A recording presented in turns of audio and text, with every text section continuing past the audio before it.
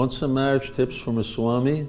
I've been celibate for 50 years, but I spend a lot of time counseling people and couples on marriage, both before and after the wedding. In that time, I've learned a lot, and I've seen how traditional values based on spiritual development are the real basis for successful, happy, and lifelong marriage. Traditionally, marriage meant compatibility and companionship, pairing according to nature and inclinations. But today, 90% say love is the defining factor, romance and hormonal attraction. Indeed, the Vedas, the ancient texts of India, foretold that in our time, and I quote in Sanskrit, Dampatye biruchir heitur, which means men and women will live together merely because of superficial sexual attraction.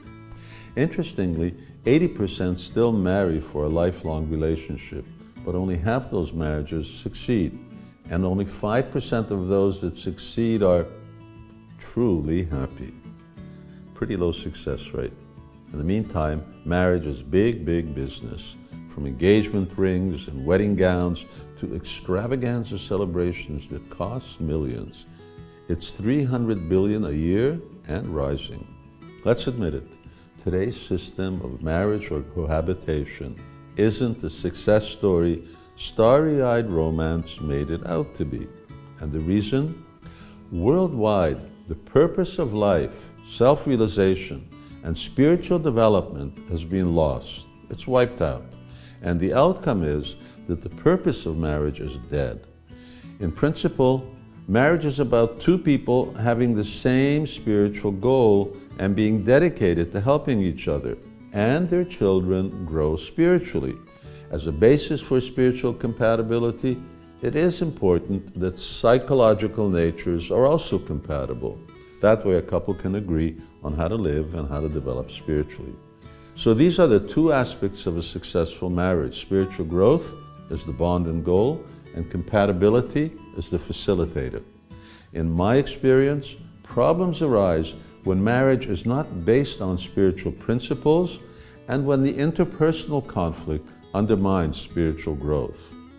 Differences in natures, differences of opinion, and differences between men and women are natural. It can be worked out when keeping in mind the following three things. Take responsibility for each other, for your marriage. Barring various kinds of abuse, there are no irreconcilable differences, and quitting is never an option. Number two, don't have false expectations.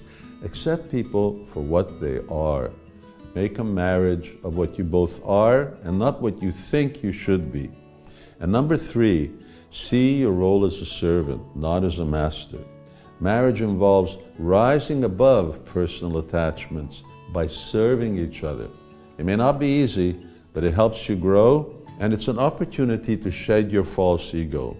So these three practices help develop personal harmony in which the family can grow spiritually. It's like having the right kind of soil in which a beautiful garden can grow. Now comes spiritual growth, the essence of marriage. How do you nurture that growth? Well, here are three things you may want to action. Live by values, not by impulses or desires. Base your life and livelihood on absolute values, such as those described in the Bhagavad Gita. 2, don't get entangled. Live by what you need. Don't be a slave to consumerism and excess. Live a violence-free life. Be a vegetarian or a vegan as you like. And number 3, do daily sadhana. Spiritual life is not just about faith, but about practice. That's called sadhana. And here's an example of daily practice. Rise early, start with a little yoga, then mantra meditation, topped by reading from the Bhagavad Gita. Then in the evening after work, some family kirtan and reading from scripture. That's marriage tips from the Swami. Whether you're getting married or are married, when you are, keep it spiritual, invest in each other, stay committed, live by spiritual values, and have daily spiritual practices. By blessings from above, your marriage will work, and you and your descendants will be happy and enlightened.